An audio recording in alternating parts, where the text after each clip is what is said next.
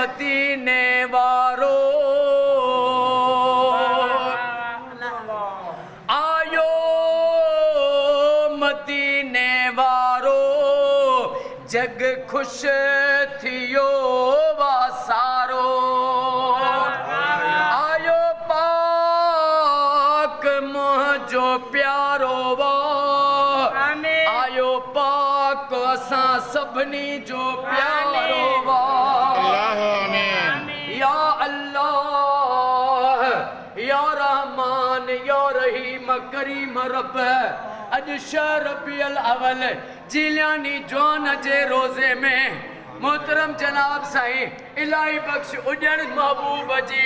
लख सलावत पढ़ाई अजो को इलाही बख्श उजण साईं जो खैर पंहिंजी बारगाह में उहद जबल जेडो लिखण कबूल फरमा अल्लाह तो के मिठे मोहम्मद मुस्तफा जो वास्तो थी ऐं अम्मा बतूल सैयदा तैयबा ताहिरा फातिमतो ज़हरा सलामुल्लाह अलैहा जो वास्तो थी इलाही बख्श उजण साईं के साईं जे बचड़न के क़यामत ताईं आबाद फरमा ओ मौला साईं जे रोजगारी में ज़ाहिरी ऐं ग़ैबी बरकतों गंज गंज अता फरमा ओ मौला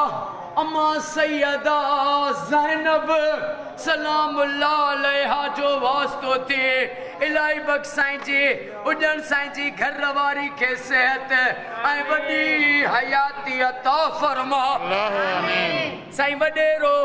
उस्ताद इनायत अली उजण साईं जा क़यामत ताईं बच्चा घर आबाद फरमा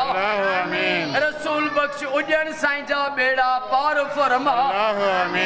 साईं रिटायर सूबेदार साईं उजण साहब इन्हनि खे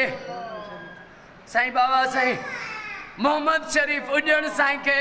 हिन जे बचड़न के क़यामत ताईं आबाद फरमा साईं नवाज उजण साईं जेके भी उजण हिन दुआ में शरीक आहिनि रब दस्तगीर जो वास्तो थी सभिनी उजणनि जा क़यामत ताईं वेड़ा वसंदा रहनि या दुआ क़बूल फरमा हिननि जा सजण साम्हूं कजा हिननि जे दुश्मननि खे निस्तो नाबूद फरमा अल्लाह दस्तगीर जो वास्तो थी जेके भी मुंहिंजूं न्याणियूं अमड़ियूं जिलियानी जे दर ते आयूं उन्हनि जो अॼु बेड़ो तार इन्हनि जे दिलनि जूं चौस तमन्नाऊं पूरियूं फरमा सभिनी जा दुख दर्द बीमारियूं दूर फरमा हे जेको लाशारी फ़कीरा नसीम हिन खे सेहत ॾे हिन जे इंसान जेको हिनजो नानो बि गॾा उनखे सेहत ऐं वॾी हयाती अता फरमा अल्लाह जेके बीमार आहिनि उन्हनि खे शफ़ा अता फरमा रब जेको ॾाढे आमीन चवे जिलियानी उन जी क़यामत ताईं गवाही ॾे अल्लाह अॼु असां सभिनी जो बेड़ो तार जेके बीमार आहिनि उन्हनि खे शफ़ा अता फरमा बेरोज़गारनि खे रोज़ी अता फरमा औलादन के औलाद अता फरमा इन्नल्लाह व मलाइकतहु युसल्लूना अलल नबी या